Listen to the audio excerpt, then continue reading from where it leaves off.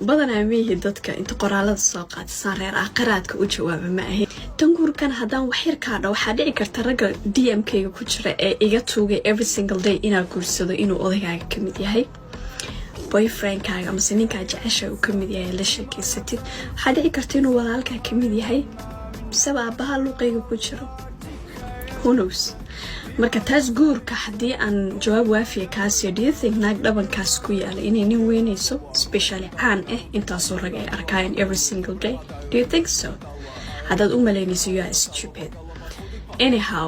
reer aqraad oo salaamay bukaansa doon lagama yaabo inaad soo noqoto live inta soo furto ka sheekaysa biil wanaagtan waa kala dhamaatay Soomaaliya horta mid aan ku sheegaa ma doon horta aan dhameeyo doon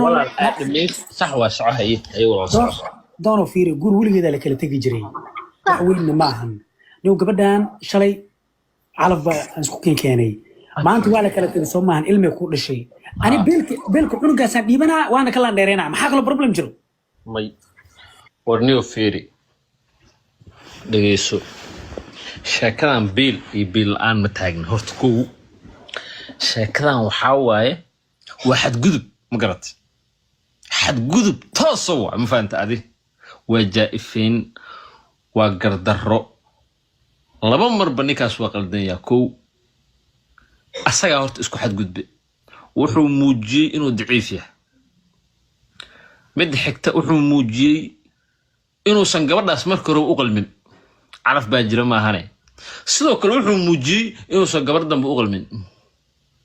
meela socotaa ha sidoo kale wuxuu muujiyey in gabadha uu jecel yahay inuu ka xun yahay farxadeeda ma fahmay brother ragga qaar waxaa jira markay arkaan gabadhii ay shalay qabeen markii ay kala tagaan in gabadhii ay maaragtay nolosheeda hore u wadato yaa saaxib fiiriya markay arkaan gabadhii inaysan tabin oo ay ka reesata ninkii markay arkaan xumaan bay qalbiga ugu qaadaan ma arki karaan bay ragga qaar waxay ku raaxaystaan gabadha markay furaan in gabadhu ay fool xumaato in gabadha ninka dambe guursato oo xumeeyo in gabadhii ay diif ka muuqato ragga qaar ku raaxaysto ragga qaar waxay aad u nacib yihiin markay arkaan gabadhiyo qurux badan gabadhiyo faraxsan gabadhiyo shidan gabadhiyo ilmihii korsanaysa markay arkaan wallahi been ma ku sheegay waa naxayaanba soo annika markaa fiiriyay qaabkiisa markaa arkay gabadha farxadeedu ka xun yahay wallahi amiir waa shidanta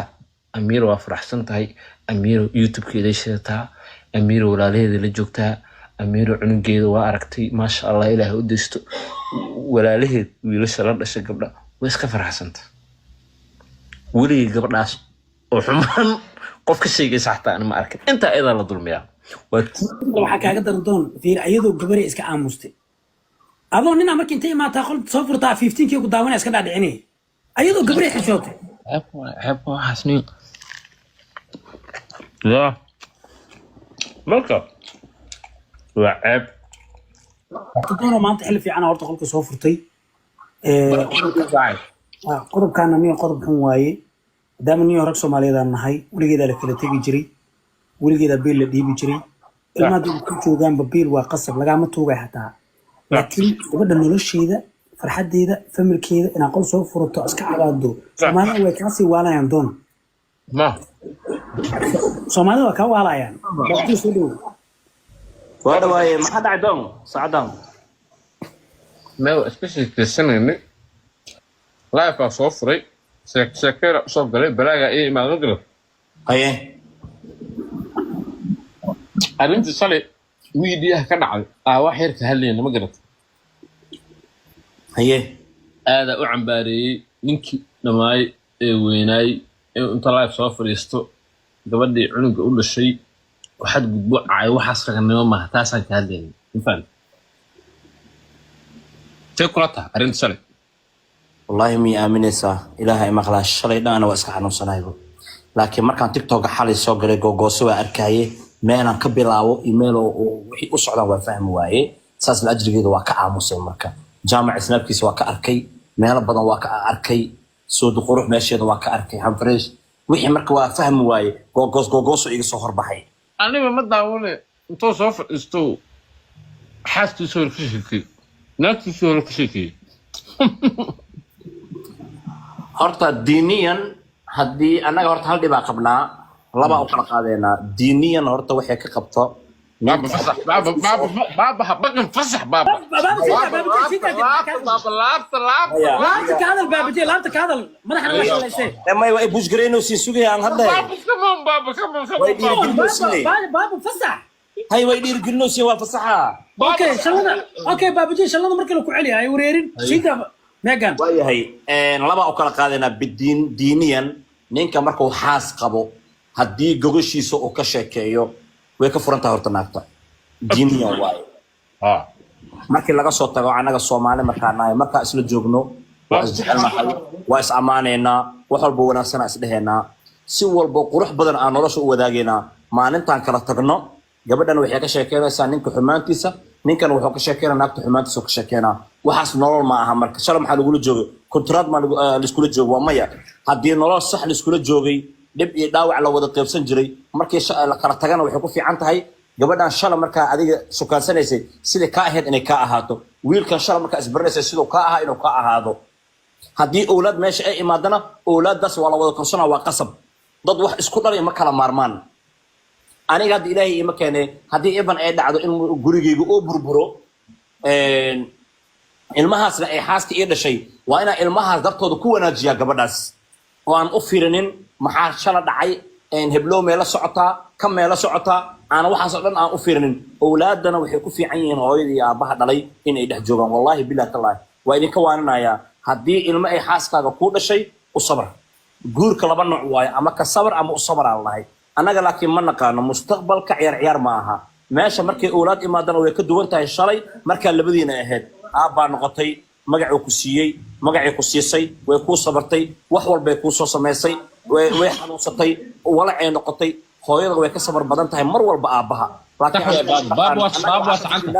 annaga waxaan ka fikirnaa biilka aan dhiibayno wallaahi billah tala Soomaalidu waa fiiri ninka haddii la weydiiyo su'aal wuxuu ku leeyahay naagteeda waa biishaa war naagtan waa biishaa adhoos naaska bas ay cunuga siinayso xaqaa lagu leeyahay goonina wax u siisid waaye markii biilka laga soo tago naaska cunuga ay siinayso inaa ka gadatida la rabaa marka annaga ma naqaano waxyaabo badan aan naga qaldan wax badan aan fiirinaynaa waxaan fiirinaynaa wax mustaqbal ku socon kara ma aha ficil aan fiirinaynaa waxaan fiirinaynaa gabadhan shalay war adiga shalay waa qabtay xaaskaaga ahayd calafkaa ku keenay maantana calafkiyaa kaa waday ka raali noqo u sabar ilmay kuu haysaa ilmahaaga wanaajiso والله بلاك لو في ركر وكان نحن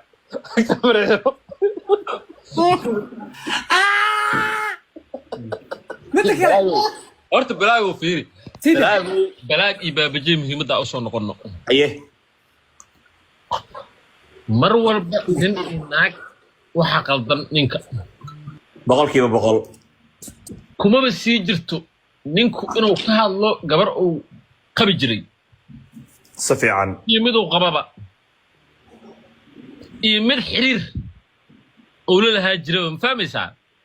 safiican warragow dumarka hala ixtiraamo dumarku waa hooyooyin hooyada in wax la dhaha ma rabtid ma fahmay nin raga hooyadiisu waa gabar walba nin bay dhashay waa waarid fahmaysaa marka hala xishoodo ilaahay ha laga baqo ma fahmaysaa aniga hal mid waa cambaaraynaa gabar xanaaqsan oo xanuunsan gudaha ka gubanayso qofka inta soo wada meel keeno wareysanayo qaab qaldan u wareysanayna wallahi waa cambaaraynayaa wallahi doon karana been ku sheegaynin